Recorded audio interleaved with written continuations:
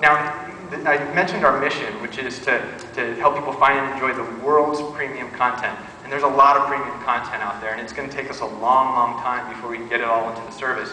But when we were designing the service, we asked each other, well, how do we deliver in a meaningful way on day one in terms of not only having a great content line, which we felt that we would have, but to also help people find other things that have yet to become a part of the Hulu service. And so what we did was, and I'll just do a quick demo here, is that if you do a search for The Office, for example, you're able to find current episodes of The Office, so all the episodes from this year from The Office, in addition to a whole lot of clips and excerpts and interviews with the cast, and to do so in real time 24/7. So clearly that's a great experience. But what happens if you are looking for something that we've yet to add to the service? And I'll do a search, for example, the television show Lost.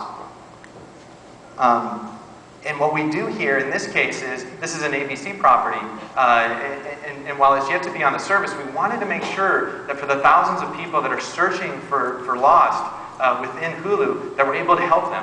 And so it's kind of like the Miracle on 34th Street situation, where if we don't have it, we want to send you to Gimbals.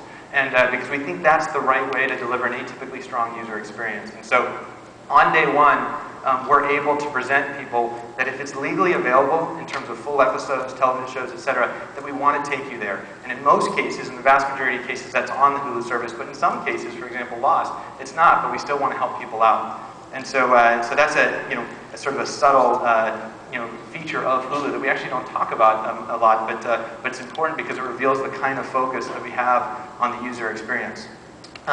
There's a couple other things to note about the service, which is that everything on the service is in a 16:9 aspect ratio. Most of online video is 4:3, so it's a square layout. We felt it was very important to be a 16:9 aspect ratio site, because that we felt was a very important cue to users that this content is actually not like a lot of the other content you find on the web.